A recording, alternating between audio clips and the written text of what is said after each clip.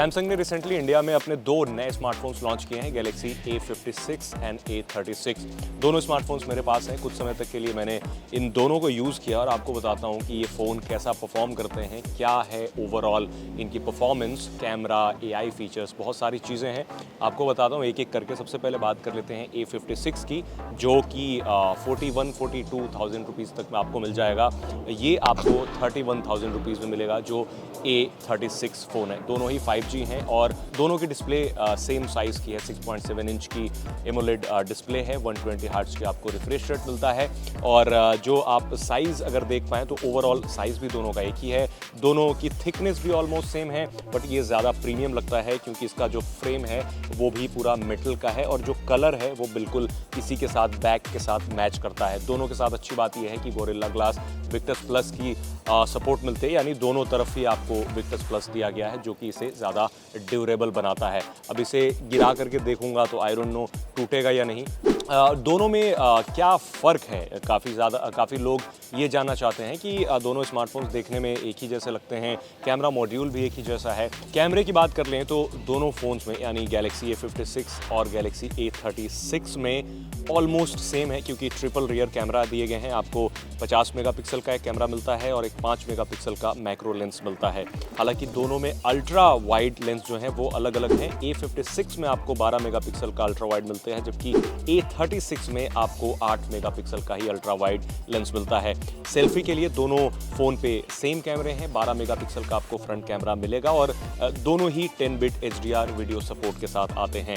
बात कर लेते हैं वेरिएंट की, तो A56 5G जो है वो 42,000 रुपये शुरू होता है और दूसरा जो A36 है वो 32,999 रुपये शुरू होता है। बेस वेरिएंट में आपको 8GB रैम और 128GB की इंटरनल स्टोरेज मिलती है।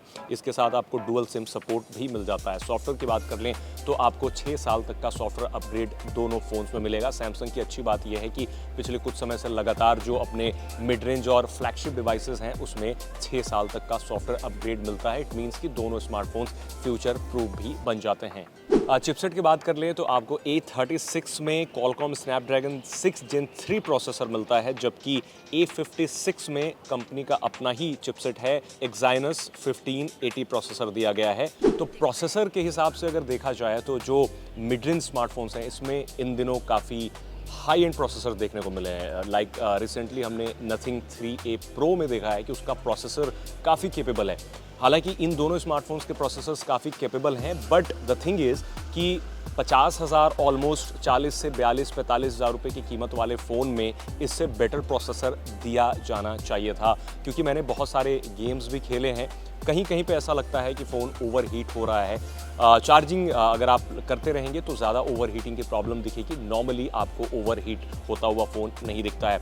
दोनों फ़ोन में आपको One UI 7 का सपोर्ट मिलता है, जो Android 15 बेस्ड है। जैसा कि मैंने आपको बताया कि आपको 6 साल के अपडेट यानी सॉफ्टवेयर अपग्रेड मिल जाएंगे, तो फ़ोन दोनों फ्यूचर प्रूफ हो जाते हैं। और कैमरा क्वालिटी की बात कर लेते हैं तो दोनों के कैमरे ऑलमोस्ट सेम है। जैसा कि बताया कि अल्ट्रा वाइड अलग है, बट और जो दोनों लेंसेज हैं वो एक जैसे ही हैं। कैमरा क्वालिटी डिसेंट है, not the best, not the bad, but कह सकते हैं कि इस प्राइस सेगमेंट के हिसाब से कैमरा क्वालिटी अच्छी है। वीडियोस भी अच्छे आते हैं, कलर्स जो नेचुरल कलर होते हैं वैसे आते हैं, बट मुझे ऐसा लगता है कि कैमरा में थोड़ा और इम्प्रूवमेंट होना चाहिए था। अब this is not a camera phone I can say, क्योंकि अगर आपका सिर्फ प्रायोरिटी एक अच्छा कैमरा ही है तो इस सेगमेंट में आपको दूसरे कैमरा स्मार्टफोन्स मिल सकते हैं। अब बात कर लेते हैं जो आजकल सैमसंग जिस चीज़ के लिए जाना जा रहा है, at least in smartphone space, AI को लेकर के कंपनी ने बहुत काम किया है अपने फ्लैगशिप सीरीज़ में। हमने देखा है कि गैलेक्सी S25 अल्ट्रा या फिर गैलेक्सी S25 सीरीज़ के जो भी स्मार्टफोन्स हैं वो iPhone 16 सीरीज़ से ज़्यादा बेटर परफॉर्म कर रहे हैं इन टर्म्स ऑफ AI। ख़ास तौर पे ऑब्जेक्ट इरेजर जो है या फिर दूसरे AI फीचर्स हैं वो बहुत सॉलिड काम करते हैं। अब इसमें भी हमने ट्राई करके देखा, बट गैलेक्सी AI के सारे फीचर्स तो आपको इसमें नहीं मिलेंगे, बट कुछ 4-6 फीचर्स आपको ज़रूर मिलेंगे। जैसे AI सेलेक्ट एक काफ़ी इंटरेस्टिंग फीचर है जिसे आप कहीं पे भी यूज़ कर सकते हैं, चाहे आपको जिफ बनाना हो या फिर ट्रांसलेट करना हो या फिर कोई भी चीज़ पढ़नी हो, सेव करनी हो, वो सारी चीज़ें आप AI सेलेक्ट से कर सकते हैं। दूसरी रीमास्टर कर सकते हैं किसी फ़ोटो को, बट उतना ज़्यादा मुझे कन्विंसिंग नहीं लगा। ऑब्जेक्ट इरेजर इसमें भी है, उसको आप यूज़ करके ऑब्जेक्ट हटा सकते हैं, बट अगेन इस 25 सीरीज़ के साथ जो क्लैरिटी या फिर जितना सॉलिड रिजल्ट्स उसके साथ मिलते हैं, इसके साथ उतने अच्छे रिजल्ट्स नहीं मिलते, बट पर्पस सर्व कर लेता है। मुझे लगता है कि आने वाले समय में अपडेट के साथ और इसे कंपनी बेटर करेगी। कुछ AI फीचर्स जो काफ़ी दिलचस्प हैं, फॉर एग्जांपल इंटेलिजेंट फीचर में आपको जैसे S25 सीरीज़ में देखने को मिलता था कि गैलेक्सी AI के अंदर आपको 12 से 14 फीचर्स मिलते थे, वहाँ तो ऐसे नहीं मिलेंगे, बट इंटेलिजेंट फीचर नाम से एक ऑप्शन है जहाँ पे आपको देख पाएंगे best face edit suggestion, object eraser, AI select, custom filters, read aloud, auto trim, ये सारे AI फीचर्स आपको दिए गए हैं, जिसमें से ज़्यादातर फीचर्स अच्छे से काम करते हैं। दोनों में ही 5000 mAh की बैटरी मिलती है, 45 वाट का फास्ट चार्जर मिलता है। 5000 mAh बैटरी होने की वजह से फ़ोन का जो बैकअप है वो 1.5 दिन चल जाता है। मतलब A36 को मैंने चलाया तो 1 से 1.5 दिन चल गया, वो मॉडरेट यूज़ में। अगर आप ज़्यादा यूज़ करेंगे तो जाहिर सी बात है कि आधे दिन में भी ख़त्म हो सकता है, क्योंकि फ़ोन में बहुत सारी चीज़ें हैं। अगर आप क्रोम यूज़ करते हैं तो बैटरी काफ़ी तेज़ी से कंज्यूम होगी।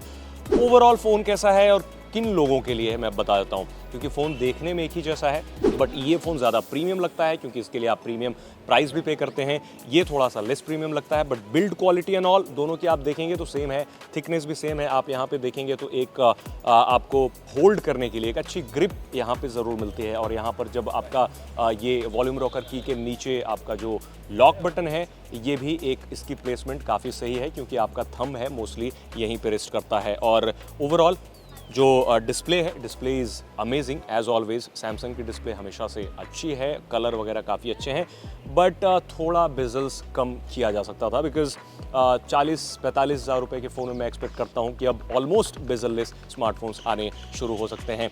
तो बहुत सारी चीज़ें हैं, बहुत सारे प्रॉब्लम भी हैं, लाइक IP68 रेटिंग नहीं है, दोनों में IP67 रेटिंग है। IP68 रेटिंग होती तो ज़्यादा बेटर होता, बट आपको IP67 रेटिंग से ही काम चलाना पड़ेगा।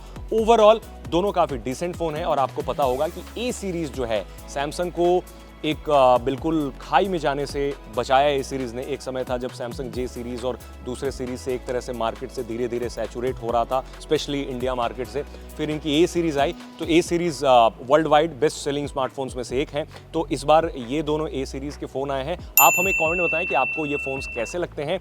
अब ये फ़ोन अगर आपको AI फीचर्स काफ़ी पसंद हैं, AI फीचर्स अच्छे लगते हैं, और थोड़ा बहुत आपको एडिटिंग वगैरह करना होता है या फिर गेमिंग भी है, तो एक बैलेंस्ड बनाने की कोशिश करी है कंपनी ने, ये मेक श्योर करते हुए कि ये दोनों स्मार्टफोन्स फ्यूचर प्रूफ भी रहें।